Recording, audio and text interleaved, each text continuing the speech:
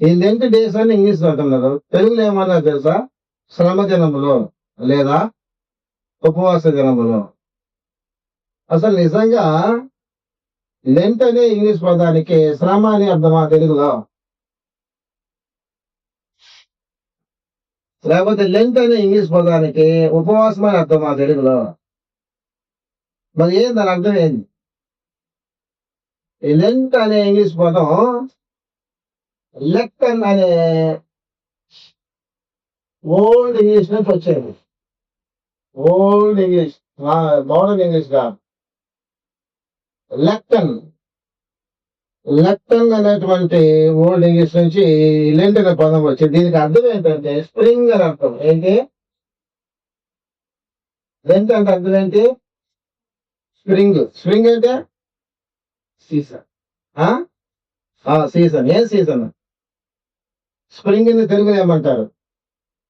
తమిళ్లో ఏమంటారు? తమిళ్లో వసంతకాలం, తెలుగులో వసంత ఋతువు.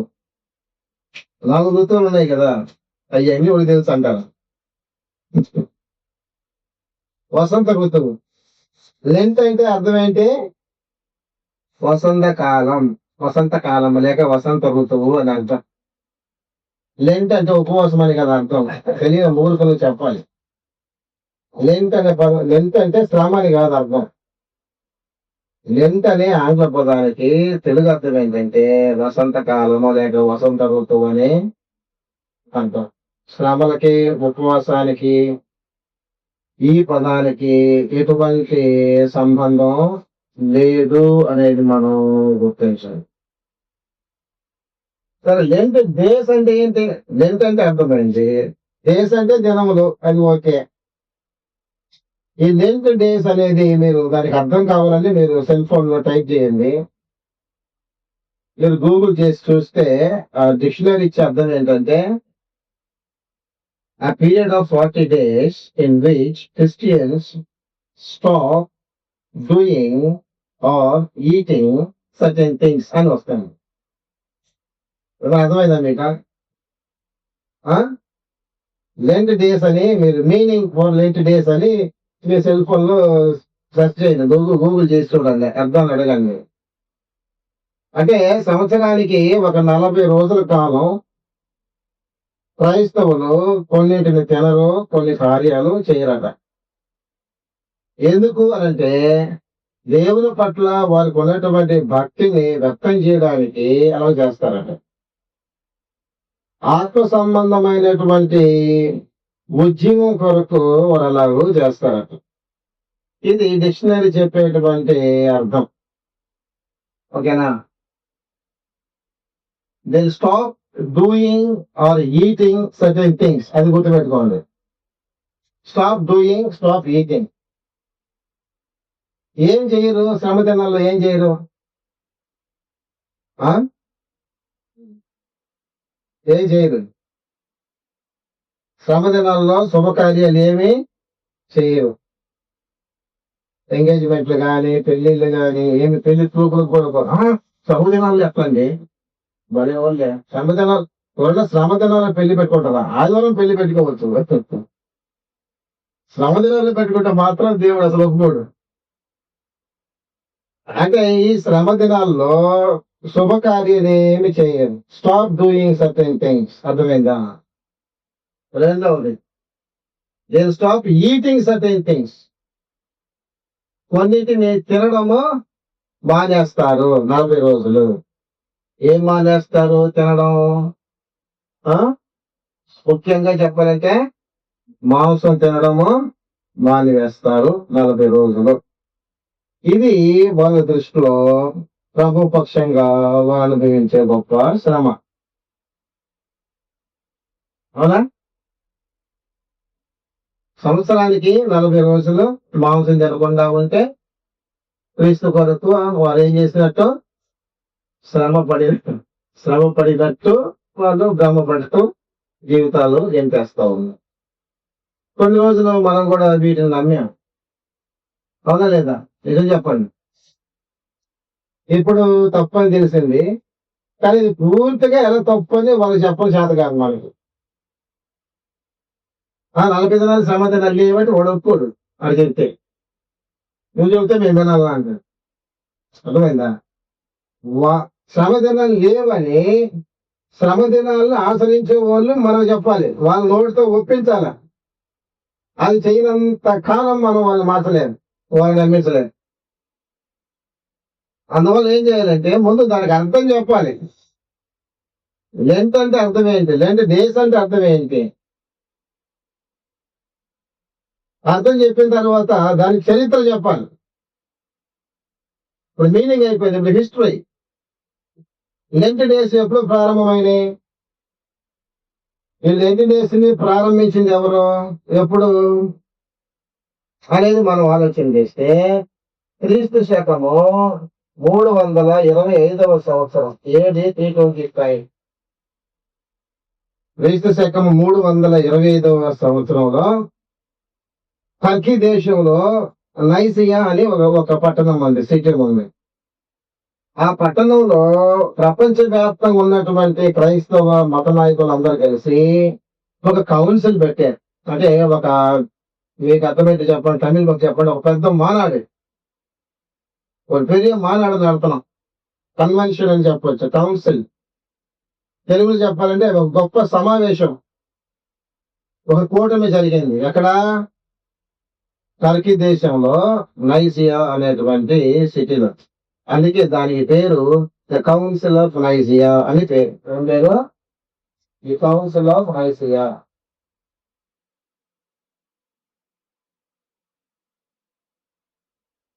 ఈ సమావేశంలో తీర్మానం చేశారు మత నాయకులందరూ, ఏమని?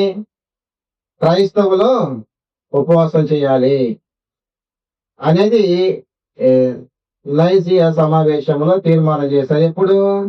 325 సంవత్సరం. సంఘం ప్రారంభమైంది ఎప్పుడు? క్రీస్తు శకము 33 సంవత్సరం. అప్పుడు 33 నుండి 325 వరకు ఎన్ని సంవత్సరాల నుంచి మించు?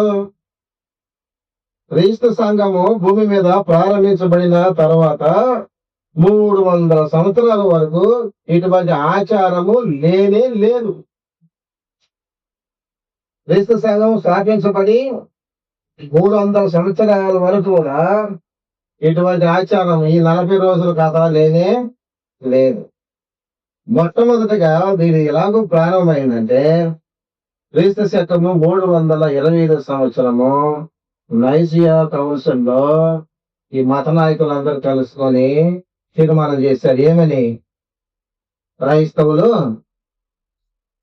ఉపవాసం చేయాలి, తమ ప్రాణమును వారు ఆయాసపరుచుకోవాలి, దుఃఖపరుచుకోవాలి, ఆత్మ సంబంధంగా వారు పునరుద్ధరించబడాలి అనేటువంటి ఉద్దేశంతో ఈ అన్ని ఆచారాన్ని ప్రారంభించారు. సరే, ఉపవాసము అనేది ప్రారంభమైంది. గోడ అనుకుంటే నిద్ర వస్తుంది, ఉపవాసం ఉండలేదు. దీన్ని 40 రోజులు చేసినోడు ఎవడు? వాడి పేరు తెలియదు. ఇప్పుడు నైసే కౌన్సిల్లో ఉపవాసం చేయడం తీర్మానం చేశారు. 40 days వేయాలి అని తీర్మానం చేసింది ఎవరంటే, దానికి ఒక ఉన్నాడు, సచ్చాడు, లేడు ఇప్పుడు, పోప్ సెయింట్ లియో. ఎవరో? Pope Saint Leo. ఈ పోప్ సెయింట్ లియో అనేవాడు ఏం చేశాడంటే, రోమన్ కేథలిక్ నాయకుడు కదా పోప్, 40 రోజులు ఉపవాసం ఉండాలి అని చెప్పారు. ఇంకా పోప్ చెప్తే ఎవరు చెప్పినట్టు? తమిళ్లో భలే ఉంటుంది వాడి పేరు. ఏం పేరు? పోప్ ఆండవర్.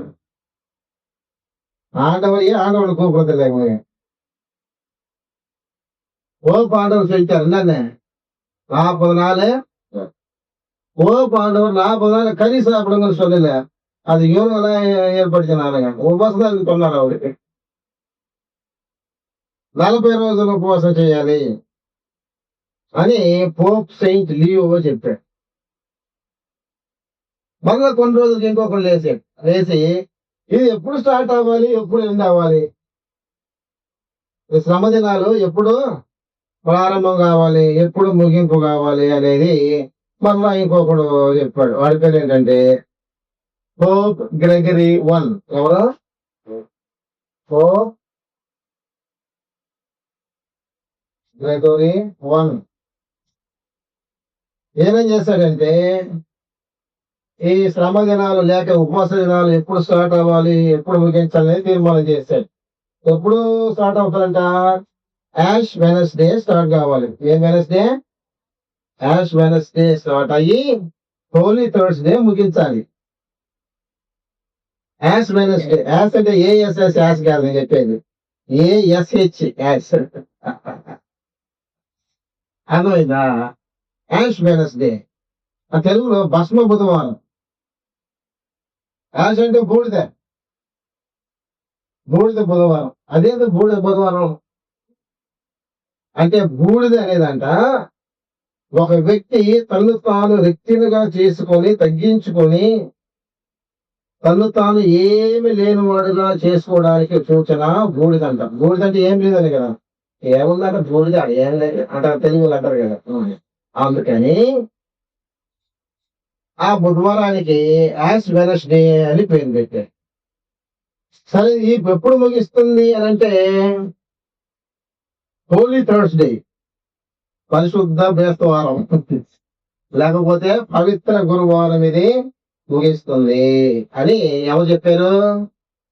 పోప్ గ్రెగరీ 1 అనే వ్యక్తి తీర్మానం చేశారు. ఇంత దాకా రావడానికే మళ్ళీ 200 సంవత్సరాలు పట్టింది. 325 నుండి 500 అయింది అప్పటికే.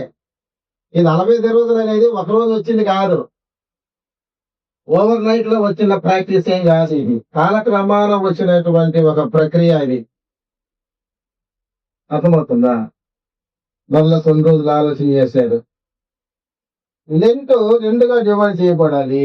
ఏంటి? Western Lent, eastern Lent.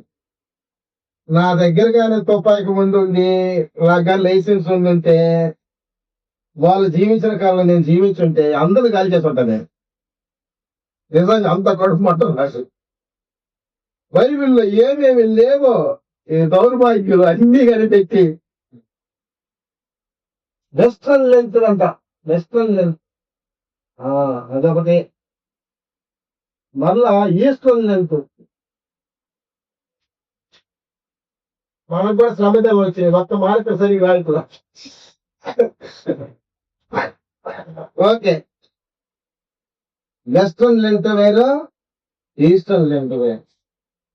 Western length 46 రోజులు, ఈస్టర్న్ లెంత్ మాత్రం 40 రోజులు. అదేంటి? అదంతే, అవన్నీ అడగకూడదు. పోప్ అనౌన్స్ చేస్తాడంతే, ఆయన అనౌన్స్ చేసింది అలాగే. వెస్ట్రన్ లెంత్ 46 days, 40 + 6 నేను లెక్క చెప్తాను ఇప్పుడు. వెస్ట్రన్ లెంత్ ఆల్రెడీ స్టార్ట్ అయింది. ఎప్పుడు స్టార్ట్ అయిందంటే ఫిబ్రవరి 18 స్టార్ట్ అయింది, ఏప్రిల్ 4కి ముగిస్తుంది. ఫిబ్రవరి ఎన్ని రోజులు ఉన్నాయి? ఫిబ్రవరి 18 నుంచి ఫిబ్రవరి 22 వరకు ఎన్ని రోజులు? 18 రోజులు. ఫిబ్రవరి 18 నుంచి ఫిబ్రవరి 22 వరకు 10 కూడా కాదు, 11 రోజులు వస్తాయి. మార్చి ఎన్ని రోజులు? 31 రోజు. ఇది ఒక 4 రోజులు. ఎంత అయింది? 46 రోజులు అయింది. 40 రోజులే కదా రావాలి, మరి 46 ఎందుకు వచ్చినాయి? అదలట్టా కూడా. అయితే దీని అర్థం ఏంటంటే ఎక్స్క్లూడింగ్ సండేస్.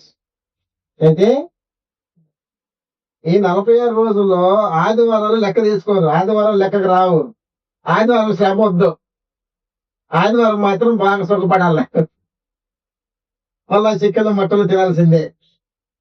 మరి శ్రమ ఎప్పుడు రా మీకంటే సోమవారం నుంచి శనివారం వరకే శ్రమ, ఆదివారం శ్రమ లేదనమాట. ఎక్స్క్లూడింగ్ సండేస్ అనమాట.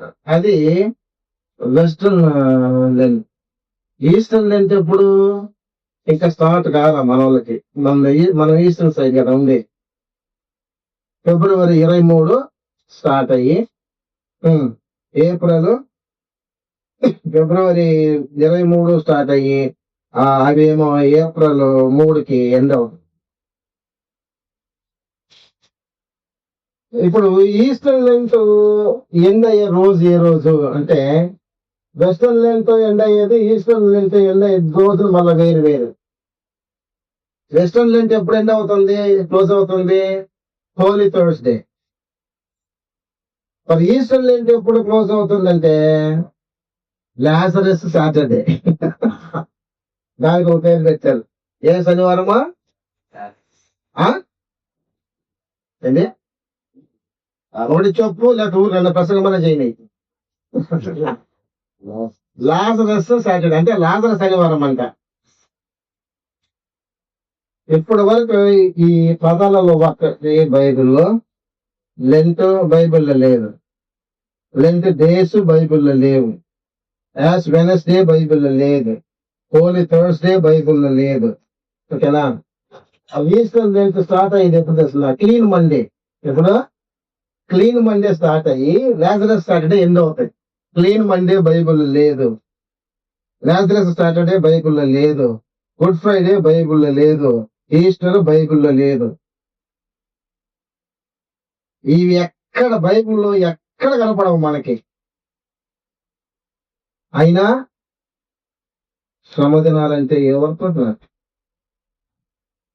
దేవునికి ఇవ్వనంత ప్రాముఖ్యత, దేవుని కుమారునికి ఇవ్వనంత ప్రాముఖ్యత, పరిశుద్ధాత్మకు ఇవ్వనంత ప్రాముఖ్యత బైబిల్లో లేని ఒక ఆచారానికి ఈ ప్రపంచం ఇస్తుంది. ఇస్తుందా లేదా? అక్కడ కూడా బైబిల్లో లేవు. ఎక్కడి నుండి స్టార్ట్ అయ్యి ఇలాగే అంత డెవలప్ అయింది అనేది మనం ఆలోచన చేస్తాం. 325వ సంవత్సరము ఫార్ములేట్ చేసిన తర్వాత అది 40 రోజులని, పలానా రోజు స్టార్ట్ అవ్వాలని, పలానా రోజు ముగించాలని, ఏది ఏమైనా ఈస్టర్ ముందే ముగించాలి.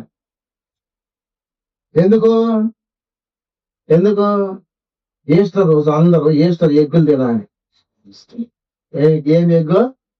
నాకు కోడిగుడ్డు బాతుగుడ్డు తెలుసు, ఈస్టర్ ఎగ్గు తెలియదు నాకెప్పుడు తెలిసిందంటే చాలా రోజుల తర్వాత తెలిసింది. ఈస్టర్ ఎగ్ అంటే ఏంటంటే అది ఎగ్గు కాదు, వాస్తవానికి ఎగ్గు ఆకారంలో ఉండే ఒక చాక్లెట్ పెద్దది. దాన్ని విరగొడితే దాని లోపల రకరకాల చాక్లెట్లు ఉంటాయి. మరలా అర్థమైందా? దీన్ని ముందుగా ఆర్డర్ చేస్తేనే దొరుకుద్ది సుమా. సడన్ గా ఎన్ని షాపులు అడిగితే ఇవ్వడం. ఇవన్నీ అన్ని ఆచారాలు. బైబిల్కి కానీ క్రైస్తవులకు కానీ సంబంధం లేని ఆచారము ఈ 40 దినముల ఉపవాస దినములు లేక 40 రోజుల శ్రమ దినాలు. ఈ మాత్రం స్పష్టంగా మీరు గుర్తుపెట్టుకోవాలి. ఇది కేవలం ఏంటని మత్తయి చెప్పాడు. దీనికి ఒక పేరు పెట్టాడు మత్తయి సువార్త 15వ అధ్యాయం. మత్తయి సువార్త 15వ అధ్యాయము 9వ వచనంలో, ఏ ప్రజలు తమ పెదవులతో నన్ను గనపరుచుదురు గాని వారి హృదయము నాకు దూరముగా ఉన్నది. మనుషులు కల్పించిన పద్ధతులు దైవోపదేశములని బోధించుతూ వారు నన్ను వ్యర్థముగా ఆరాధించుచున్నారు.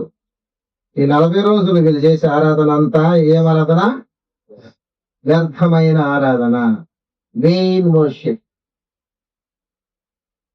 అంటే ఇంకొక మాట చెప్పాలంటే ప్రతి సంవత్సరము 40 రోజులు వేస్ట్ చేస్తున్నారు వాళ్ళ జీవితంలో. 40 రోజులు ఏం చేస్తున్నారు? వ్యర్థంగా దేవుని ఆరాధిస్తున్నారు. దేవుడు ఆజ్ఞాపించిన ప్రకారం దేవుని ఆరాధిస్తే అది దేవుడు అంగీకరిస్తాడు, అది దేవునికి ప్రీతికరం.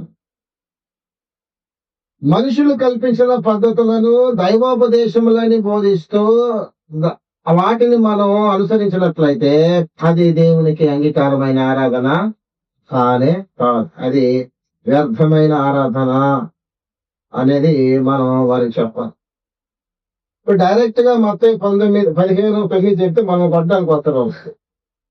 ఏ జనరేషన్కైనా కోపం వస్తుంది.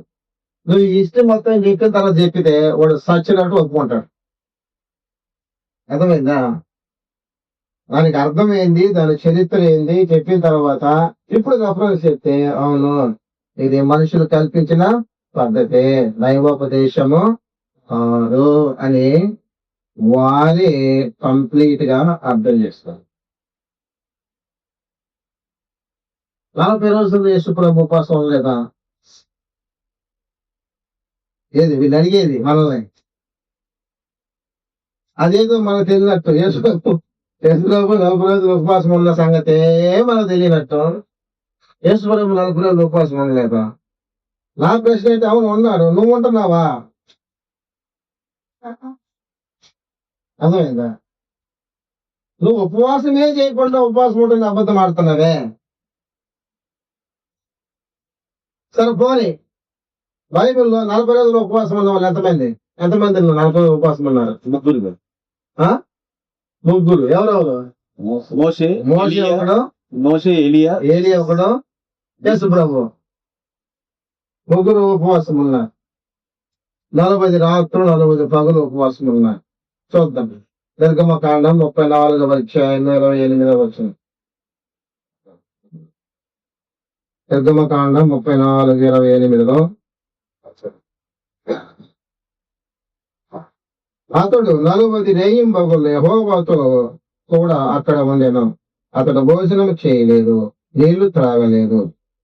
అంతలో ఆయన ఆ నిబంధన వాక్యములను అనగా 10 ఆజ్ఞలను ఆ పలకల మీద రాసెను.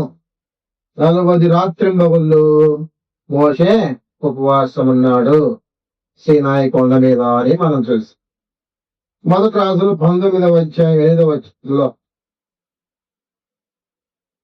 మొదటి రాజులు 19:8 40 దినములు భోజనం చేయకుండా ప్రయాణం చేశాడు ఏలియా. 19వ అధ్యాయము 8వ వచనం. అతడు లేచి భోజనం చేసి ఆ భోజనపు బలము చేత 40 రాత్రులు ప్రయాణం చేసి దేవుని పర్వతం అని పేరు పెట్టబడిన హోరేబునకు వచ్చి చేరుకున్నాడు. ఎవరు? ఏలియా. ఎన్ని రోజులు ప్రయాణం చేశాడు? 40 రోజులు ప్రయాణం. డ్యూరింగ్ దీస్ 40 days ఆయన ఏమీ తినలేదు, ఉపవాసమే ఉన్నాడు. బయలుదేరేటప్పుడు తిన్నాడే, అదే ఆఖరి భోజనం. ఇంకా ఆ తర్వాత ఆయన భోజనం చేయలేదు అని మనం చూస్తాం. ఎదురయ్యారా? 3వది యేసు ప్రభు. మత్తయి సువార్త 4వ అధ్యాయము 1వ వచనం మాత్రం చూడండి. అప్పుడు యేసు అపవాది చేత శోధింపబడుటకు ఆత్మ వలన అరణ్యమునకు కొనిపోబడెను. 40 దినములు 40 రాత్రులు ఉపవాసం ఉండిన పిమ్మట 40 దినములు 40 రాత్రులు ఉపవాసం ఉండిన పిమ్మట ముగ్గురు వ్యక్తులు ఏం చేశారు? 40 దినములు. వీళ్ళు సంవత్సరం 40 దినాలు ఉన్నారా? లేదు, లైఫ్ లో ఒక్కసారి ఉన్నారా? మోషే ప్రతి సంవత్సరం ఉన్నాడు 40 రోజులు. లేదు కదా. ఒకవేళ ఉన్నా వాళ్ళు ఉంటే నీకేమరా? నా ప్రశ్న. మోషే ప్రతి సంవత్సరం 40 రోజులు ఉపవాసం ఉన్నాడా? ఏలియా ప్రతి సంవత్సరం 40 రోజులు ఉపవాసం ఉన్నాడా? యేసు ప్రభు 33 సంవత్సరాలు బతికాడు అంటున్నారు. 33 సంవత్సరం 40 రోజులు ఉన్నాడా?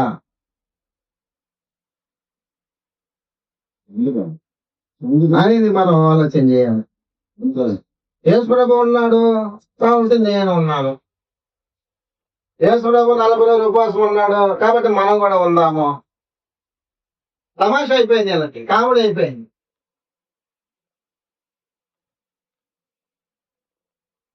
వాళ్ళైతే నిజంగానే ఉపవాసం ఉన్నారు. నిజంగా ఉపవాసం ఉండి ఆ మాట అంటే అది న్యాయమే, మనం ఒప్పుకోవచ్చు.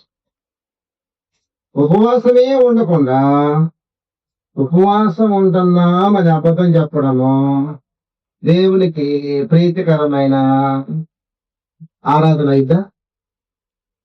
అది దేవునికి మనం చేసే ప్రీతికరమైన సేవ అయిద్దా? ఒకసారి మనం ఆలోచన చేయాలి. అసలు ఉపవాసానికి బైబిల్ అర్థం ఏంటి? What is the biblical definition for the word fasting? ఏంటి ఉపవాసం అనే పదానికి బైబిల్ అర్థం ఏంటి? ఇప్పుడే మనం చదివాం. నిర్గమకాండము 34:28లో మోషే 40 రాత్రింబగళ్ళు ఉపవాసం ఉన్నాడు. అంటే ఆయన ఏం చేయలేదు, భోజనము చేయలేదు, నీళ్లు త్రాగలేదు. అది ఉపవాసమైన మాటకు అర్థం. ఉపవాసం ఎలా தெரியுமா, புசிக்க கூடாது, புசியாமலும் குடியாமலும் இருந்தான். சாப்பாடு சாப்பிடக்கூடாது, பச்சை தண்ணி கூட குடிக்க கூடாது. அதுக்கு பேர் தான் என்ன, ఉపవాసం అనే వార్తకి அதுதான் అర్థం. ఉపవాసం అంటే అర్థం ఏంటి, మీరు ఇంగ్లీష్ స్టడీ బైబుల్స్ తీసి చూడండి, అందులో ఏముంటది, అబ్స్టైనింగ్ ఫ్రమ్ ఫిజికల్ నరిష్మెంట్ అని ఉంటుంది. ఏంటి దాని అర్థం, ఉపవాసం అనే పదానికి మామూలు సెక్యులర్ డిక్షనరీ ఇచ్చే అర్థం ఏంటంటే, బైబిల్ అర్థం పక్కన పెట్టండి, మామూలుగా సెక్యులర్ డిక్షనరీస్ ఇచ్చే అర్థం ఏంటంటే శారీరక పోషణకు దూరముగా ఉండుట అని అర్థం. ఉపవాసం అంటే ఉపవాసం అన్నాడు ఆయన మాట తెలుగు అర్థం ఏంటంట, శారీరక పోషణకు దూరంగా ఉండడం. అంటే దాని అర్థం ఏంటి, కూటికి దూరంగా ఉండడం. ఫుడ్ లేక దూరం ఉండడం కాదు, ఫుడ్ లేకుండా ఫస్ట్ ఉంటే కూడా ఉపవాసం కాదు. అది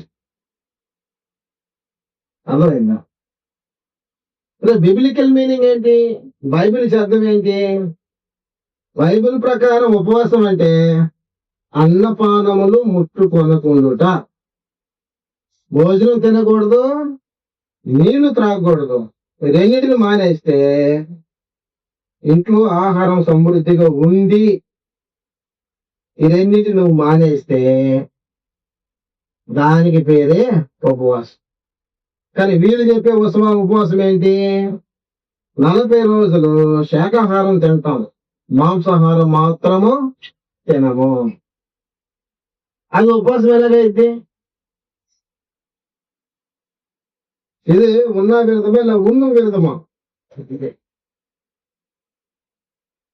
ఏమి తినకుండా ఏమి త్రాగకుండా ఉంటే దానికి పేరు ఉపవాసం. కానీ వీరు రోజు 3 పూటలు తింటూనే ఉన్నారు. ఈ 40 రోజులు తినకుండానే ఉండరు. తింటారా తినరా, 40 రోజులు తింటారు కదా, మరి తింటూనే ఉపవాసం అని చెప్పడం అబద్ధం కదా. నాన్ వెజ్ మాత్రం మానేయడం ఉపవాసము. ఎస్తేరు గ్రంథం 4వ అధ్యాయం 16వ వచనం. సూషణ కోటలో ఎస్తేరు ఉంది, మొర్దెకై కూడా అక్కడే జాబ్ చేస్తున్నాడు. యూదుల ప్రాణానికి అపాయం వచ్చింది. ఇప్పుడు యూదులందరినీ నిర్మూలన చేయాలనేటువంటి పన్నాగం జరుగుతూ ఉంది. ఇప్పుడు యూదుల ప్రాణాలను రక్షించాలి. ఎస్తేరు జోక్యం చేసుకొని మొర్దెకైతో మాట అంటుంది. ఎస్తేరు గ్రంథము 4వ అధ్యాయము 15-16 వచనాలు చూడండి. ఎస్తేరు మొర్దెకైతో చెప్పిన మాట, 4వ అధ్యాయము. అప్పుడు ఎస్తేరు మొర్దెకైతో మరలా ఇట్లైన, నీవు పోయి సూచనలు కనబడిన యూదులందరినీ సమాజ మందిరానికి సమకూర్చు. నా నిమిత్తము ఉపవాసం ఉండి 3 దినములు అన్నపానములు చేయకుడి. చాలు, ఎస్తేరు చెప్తుంది మీనింగ్. ఎవరికి, పెంచిన తండ్రికి చెప్తుంది అర్థం. ఉపవాసం అంటే అర్థం చెప్తుంది. వెళ్ళు, శోషణ కోటలో ఉన్న యూదులందరిని పోగు చేయి, నా నిమిత్తం ఉపవాసం ఉంది, మీరు ప్రార్థన చేయండి. నేను రాజు దగ్గరికి వెళ్ళిన తర్వాత కింగ్ ఛాంబర్కి వెళ్ళి మళ్ళీ తిరిగి వస్తానో రానో నాకు తెలియదు. నేను ప్రాణంతో మళ్ళా తిరిగి వస్తే మీరందరూ బ్రతికినట్టే. నేను రాకపోతే సూచన కోటలో ఉన్న ఒక్క యూదుడు కూడా ప్రాణంతో ఉండలేదు. కాబట్టి గొప్ప ఛాలెంజ్, గ్రేట్ ఛాలెంజ్ ఆ ముందు ఉంది. ఇది నెరవేరాలంటే ఒకటే మార్గం, ఉపవాసం అని ప్రార్థన చేయాలి. వెళ్ళి యూదులందరూ పోగు చేసి నా నిమిత్తం 3 రోజులు ఉపవాసం ఉండి ఏం చేయమంది ఆవిడ, తింటూ త్రాగుతూ ఉపవాసం ఉందండి అని చెప్పిందా? ఏం చెప్పింది ఎస్తేరు? అన్నపానములు చేయకుండా, అన్నం తినొద్దు మీరు, నీళ్లు కూడా త్రాగొద్దు. అది ఉపవాసం అంటే అర్థం. నినవేలో ఏం చేస్తారు, నినవే పట్టణ పోరు ఏం చేస్తారు, యోనా ప్రకటన విని రాజు మొదలుకొని గొప్పవారు మొదలుకొని కొద్దివారి వరకు అందరు కూడా ఉపవాసం ఉన్నారా లేదా? అయితే అక్కడ ఒక ఆశ్చర్యం ఏంటంటే పశువులు కూడా ఉపవాసం ఉన్నాయి.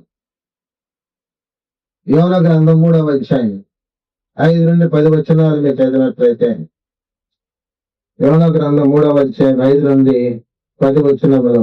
నినివే పట్టణం వారు దేవుని యందు విశ్వాసం ఉంచి ఉపవాసమును శపించి గనులేమి అల్పులేమి అందరూ గోడ పట్టలు కట్టుకున్నది. ఆ సంగతి నినివే రాజునకు వినబడినప్పుడు 7వ వచనం చదవండి. ఒకవేళ దేవుడు మనసు తిప్పుకొని పశ్చాత్తాపుడై మనము లైవ్ కాకున్నట్లు తన కోపాన్ని చల్లార్చుకోను కనుక మనుషులు ఏది పుచ్చుకొనకయు. ఇక్కడ మీరు మనకు స్లోగా చదవండి. మనుషులు ఏది పుచ్చుకొనకూడదు. పశువులు గాని ఎద్దులు గాని గొర్రెలు గాని మేత మేయకూడదు. నీళ్లు త్రాగకూడదు. మనుషులు మాత్రమేనా? అర్థమవుతుందా? నిజమైన దేవుడు ఎందుకు నాశనం చేయలేదు? ఎందుకు మనసు మార్చుకున్నాడు దేవుడు? మనుషులు మాత్రమే కాదు, పశువులు కూడా. పశువులు, ఎద్దులు, గొర్రెలు మేత మేయలేదు, నీళ్లు త్రాగలేదు. ఉపవాసం అంటే ఆనాడు పశువులకు అర్థమైంది, ఈ రోజు పాస్టర్లకు అర్థం కాలేదు, క్రైస్తవులు అని చెప్పుకునే అనేకులకు అర్థం కాలేదు. పశువులకు అర్థమైంది, ఎద్దులకు అర్థమైంది, గొర్రెలకు అర్థమైంది. అలాంటి దౌర్భాగ్యులు నమ్మి అనేక మంది గొర్రెలాగా వాళ్ళంటే వెళ్ళిపోతున్నారు. శ్రమదినాలు పప్పనాలు ఎలా తింటాం? ఒక నిలదీశారు నన్ను. ఏదో పూలు పెడతామని పెడితే పోతుంది. పప్పండి మీకు అర్థం కలదా? పెద్దల భోజనం ఉంటారు కదా, పెళ్లికి ముందు తింటారు కదా. అది గట్టిపప్పు, ఏ పప్పు మరి ఎందుకు రాయినా సంఖ్య ఓకే. పప్పనాలు పోయి చిన్న వచ్చాం. ఎవరో కాదు వాళ్ళు, మన తీసుకున్న మన సోమోదరి సుగుణ గారి బంధువులే. వాళ్ళు తప్ప ఎవరు చాలా ప్రశ్నలు అడగరు.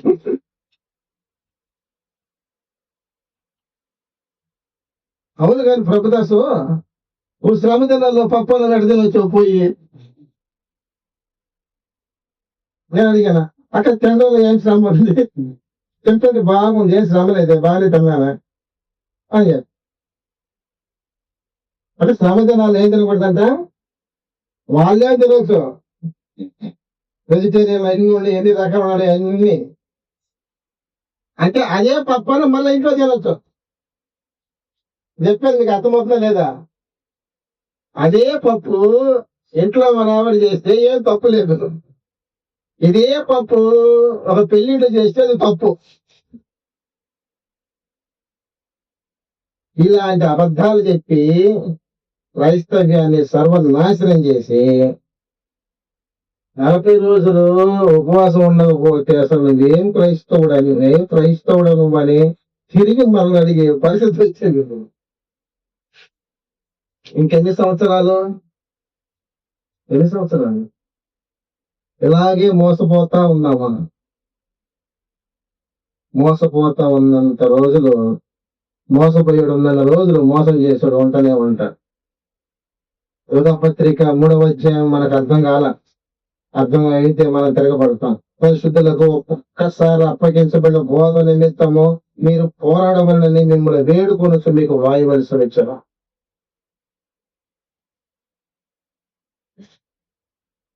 అపోస్తలుడు బోధను కాపాడాలంటే అసత్యాన్ని ఖండించాలి, అది కూడా ఒక భాగమే.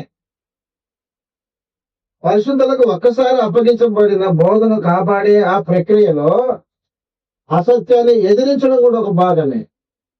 అసత్యాన్ని ఎదిరించకుండా ఉంటే, మౌనంగా ఉంటే అప్పుడు దానికి మనం సమ్మతించినట్టు.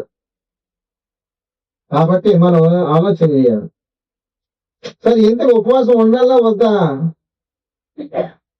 క్రైస్తవులు సంవత్సరానికి ఇన్ని రోజులు, ఫలానా నెల, ఫలానా తారీఖులో ఉపవాసం ఉండాలని క్రొత్త నిబంధనలో ఒక్క డైరెక్ట్ రెఫరెన్స్ లేనే లేదు. క్రైస్తవులు పర్టికులర్ డేట్ లో, పర్టికులర్ మంత్, పర్టికులర్ ఇయర్ లో ఉపవాసం చేయాలి అనే డైరెక్ట్ ఆజ్ఞ ఒకటి కూడా లేదు. లేకనే ఇవన్నీ తయారు చేసిన వాళ్ళు. అయితే ఇప్పుడు క్రైస్తవులు ఉపవాసమే ఉండకూడదా అంటారేమో. ఒకప్పుడు ఇదే ప్రశ్న ప్రభు దగ్గర అడిగారు. ఎవరు అడిగారు చూద్దాం. మత్తయి సువార్త 9వ అధ్యాయము 14-15 వచనాల్లో యోహాను శిష్యులు ఆయన దగ్గరకు వచ్చారు. యోహాను శిష్యులు వస్తుంటే వాళ్ళతో పాటు కొంతమంది పరిశీలు కూడా వచ్చారు. పరిశీలకి ఏంటంటే యేసు ప్రభువుని ఎవరైనా ప్రశ్నలుతుంటే పరిశీలకు మన సంతోషం. యోహాను శిష్యులు వస్తుంటే వాళ్ళతో పాటు పరిశీలకుడు కలిసి వచ్చారు. వచ్చి యేసు ప్రభు అడుగుతున్న ప్రశ్న ఏమని చూడండి. అప్పుడు యోహాను శిష్యులు ఆయన యొద్దకు వచ్చి, పరిసయ్యులను మేమును తరచుగా ఉపవాసము చేయుచున్నాము, కానీ నీ శిష్యులు ఉపవాసము చేయరు. దీనికి హేతువేమని ఆయనను అడగగా, యోహాను శిష్యులు పరిసయ్యులు తరచుగా ఉపవాసం చేస్తున్నారంట. కానీ యేసు ప్రభు శిష్యులు ఎప్పుడు తింటూనే ఉన్నారు ప్రభుతో తిరుగుతూ. వీళ్ళు అడుగుతున్నారు, నీ శిష్యులు ఉపవాసం చేయరు, దీనికి హేతువేమే అంటే యేసుప్రభు చెప్పాడు. సూపర్ ఆన్సర్ చెప్పాడు యేసుప్రభు. పెళ్లి కుమారుడు తమతో నుండి కాలమున పెళ్లి ఇంటి వారు దుఃఖపడగలరా? పెళ్లి కుమారుడు వారి యొద్ద నుండి కొనిపోబడు దినములు వచ్చును, అప్పుడు వారు ఉపవాసము చేతురు. నా శిష్యులు అసలు ఉపవాసమే చేయరు, తిండిపోతులుగా ఉంటారని యేసుప్రభు చెప్పలా. యేసుప్రభు ఏం చెప్పాడు? పెళ్లి కుమారుడు కొనిపోబడి దినములు వస్తాయి. అంటే నేను కొనిపోబడతాను, నేను ఎక్కువ ఈ రోజు ఇక్కడ ఉండను, అది నేను వెళ్ళిపోయిన తర్వాత నా శిష్యులు ఉపవాసం ఉంటారని చెప్పాడు యేసుప్రభు. నేను వెళ్ళిపోయిన తర్వాత నా శిష్యులు ఉపవాసం ఉంటారు. అది ఎప్పుడు, ఏ నెల, ఏ తారీఖు, ఎన్ని రోజులు అవన్నీ చెప్పలేదు. నేను వెళ్ళిపోయిన తర్వాత నా శిష్యులు ఉపవాసం చేస్తారు. మరి చేశారా ఆయన శిష్యులు ఉపవాసం చేశారా? అపోస్తలులు చేశారు. 1 కొరింథీ 7వ అధ్యాయం 5వ వచనంలో మీరు గమనిస్తే భార్యాభర్తల బంధాన్ని గురించి పౌలు మాట్లాడుతూ, భార్యాభర్తల ఎడబాటు వారి ఉపవాసానికి, వారి ప్రార్థనకి ఆటంకంగా ఉండకూడదని చెప్పారు. భార్యాభర్తల ఎడబాటు వారి ఉపవాసానికి, వారి ప్రార్థనలకు ఆటంకంగా ఉండకూడదని పౌలు చెప్తాను. అక్కడ తెలుగు బైబిల్లో ఉపవాసం అనే పదం ఎగిరిపోయింది. అదే మీరు ఇంగ్లీష్ బైబిల్లో చూస్తే ఉంటది ఫాస్టింగ్ అండ్ ప్రేయర్ అని ఉంటది. అండ్ ప్రేయర్ అండ్ ఉంటుంది. 1 కొరింథీ 7:5 తెలుగు చదవండి ఫస్ట్, తర్వాత ఇంగ్లీష్ చదవండి. ఇందుకే రెండు భాషల్లో గ్రంథపత్రం చదివించేది మంచిదే. ప్రార్థన చేయుటకు మీరు మీకు అవకాశం కలుగునట్లు చాలు. ప్రార్థననే ఉంది తెలుగు బైబిల్లో. ఇప్పుడు ఇంగ్లీష్ చదవండి. 1 కొరింథీ 7:5 ఏముంది? Do not deprive one another, except with consent, for a time that you may give your sleep to fasting and prayer. Yes. Give yourselves to fasting and prayer. అందుకే ఎప్పుడు కూడా బైబిల్ నేర్చుకోవాలంటే ఇంగ్లీష్ బైబిల్లో చదవాలి. English బైబిల్లో fasting ఉంది, తెలుగు బైబిల్లో లేదు. అంటే అపోస్తలులు ప్రభు వెళ్ళిపోయిన తర్వాత, పెళ్లి కుమారుడు కొనుక్కోబడిన తర్వాత ఉపవాసం చేశారు.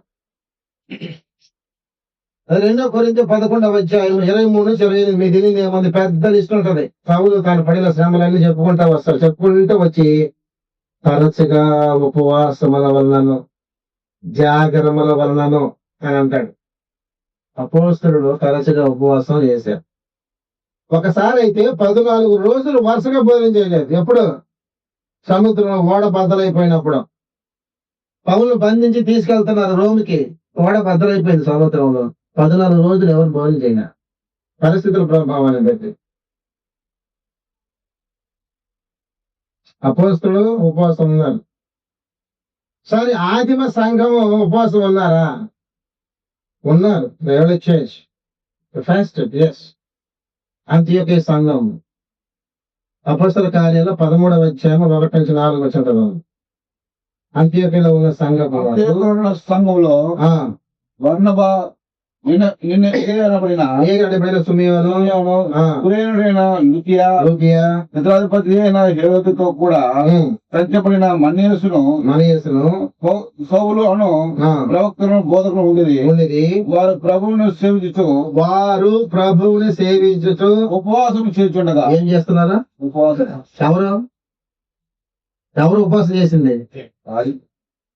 అంత్యోక్యలో ఉన్న సంఘం. క్రీస్తు సంఘమేనా? క్రీస్తు సంఘం. ఉపవాసం చేశారా? చేశారు. చదవండి.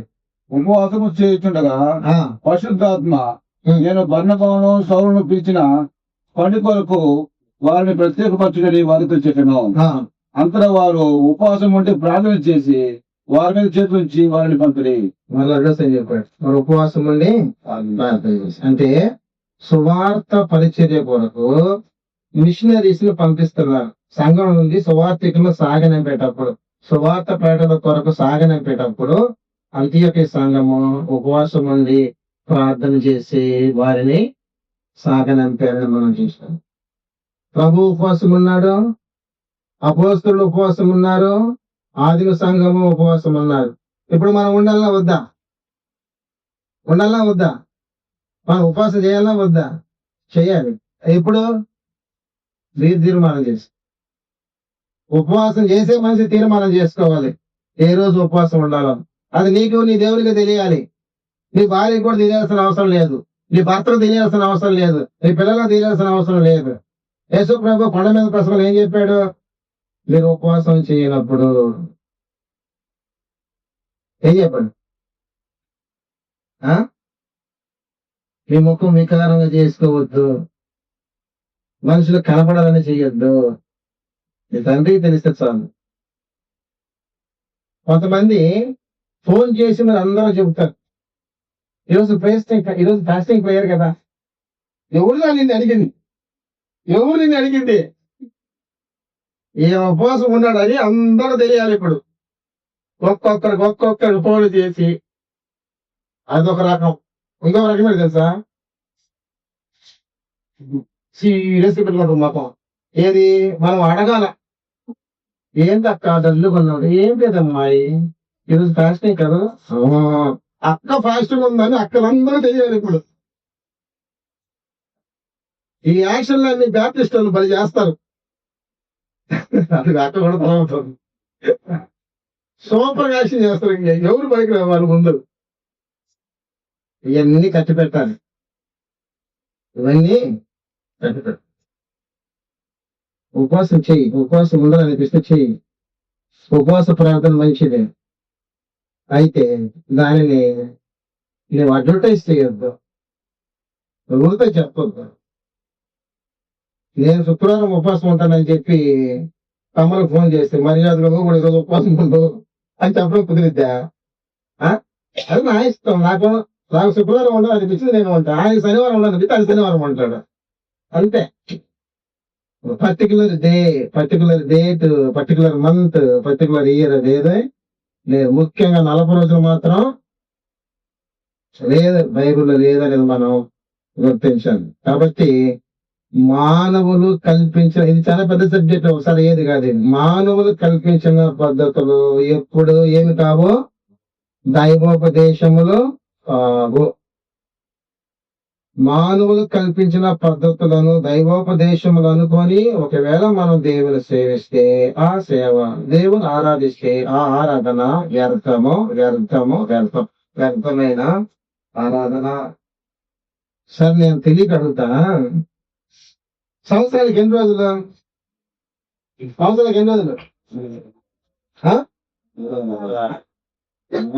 360 రోజులు 40 తీసేస్తే ఇంకెన్ని ఉన్నాయి? 40 రోజులు శ్రమ పడ్డావు, మంచోడివే, భక్తుడివే, నేను కాదనలా. 365 40 తీసేస్తే ఇంకెంత? 365 శ్రమ పడవా? அப்ப என்ன சொல்றேன், நான் அப்ப இருந்தாலும் மட்டும்தான் நான் பக்தியா இருப்பேன்.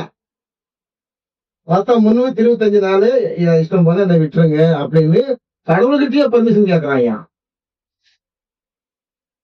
ఎంత ధైర్యం చూడండి వాళ్ళకి. దేవుడు సంవత్సరానికి 40 రోజులే పోషిస్తుండ మనల్ని, 365 రోజులు పోషిస్తుందా? 40 రోజులే కాపాడుతుందా? 365 రోజులు కాపాడుతుందా? చెప్పండి. 40 రోజులు మాత్రం నేను భక్తిగా ఉంటానని 365 రోజులు ఏం చేస్తావు? గాడిద కాస్తావా? ఏం చేస్తావు? అసలు క్రైస్తవులకి శ్రమదినాలు ఉన్నాయా? ఉంటాయి.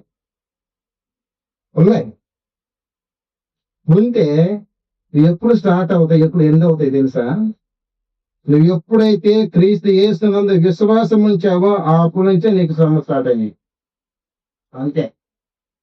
ఎప్పుడు ముగిస్తుంది? క్రీస్తు కొరకు నీవు నేను పడే శ్రమలు ఎప్పుడు ముగిస్తాయంటే మనం సచ్చితేనే ముగిస్తాయి, లేదా ప్రభు వస్తే ముగిస్తాయి. అంతే.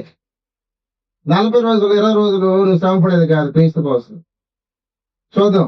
ఫిలిప్పీయులకు రాసిన పత్రిక 1వ అధ్యాయం. ఫిలిప్పీయులకు 1వ అధ్యాయము 30వ వచనం చూడండి ఒకసారి. క్రీస్తునందు విశ్వాసం ఉంచటం మాత్రమే గాక ఆయన పక్షమున శ్రమపడుటయు ఆయన పక్షమున ఎప్పుడు ఎప్పుడు స్ప్రింగ్ లోనా, వసంతకాలమా? ఎప్పుడు? ఆయన యందు నీ విశ్వాసం ఉంచినప్పుడే ఆయన పక్షంగా నీకేం అర్పించబడింది? ఆయన పక్షంగా శ్రమపడ్డం నీకు అర్పించడం. ఎప్పుడు వరకు అంటే ప్రభు రావాలి, ఆయనతో కూడా మనం మహిమపరచబడాలి. అప్పుడు వరకు ఇవి కొనసాగుతాయి. రోమీయులకు 8వ అధ్యాయము 16, 17, 18 వచనాలు. డైరెక్ట్ గా 18 వచ్చింది చదివేయండి. 17, 18. మన దేవుని పిల్లలమైతే వారసులము, అనగా క్రీస్తుతోడి వారసులము. ఉందా? మన ఎదుట పిల్లలమైతే వారసులము, అనగా దేవుని వారసులము, క్రీస్తుతో కూడా మహిమ పొందుటకును, క్రీస్తుతో కూడా మహిమ పొందుటకు ఆయనతో కూడా శ్రమ పడిన ఎడల క్రీస్తుతోడి వారసులము. వారసులము. చాలు. అసలు క్రైస్తవ జీవితమే శ్రమ జీవితం. అందులో నుంచి 20 రోజులు 30 రోజులు 40 రోజులు వేరు చేయలేము మనం. క్రైస్తవ జీవితం అంతా కూడా శ్రమలతో కూడింది. ఎప్పుడైతే మనం క్రీస్తువుని విశ్వాసం ఇచ్చామో అప్పటి నుండి మనం చనిపోయి మన తుది శ్వాస వరకు, లేదా ప్రభు వచ్చేంత వరకు ఆయన పక్షమున శ్రమ పడ్డం మనకు అప్పగించబడింది. మనం గుర్తుపెట్టుకొని ఈ మనుషులు కల్పించిన పద్ధతులన్నిటినీ మనం విసర్జించి వ్యర్థంగా కాకుండా దేవునికి ప్రీతికరమైన సేవ చేయడానికి మనం నేర్చుకున్నాం. లేక అందుకు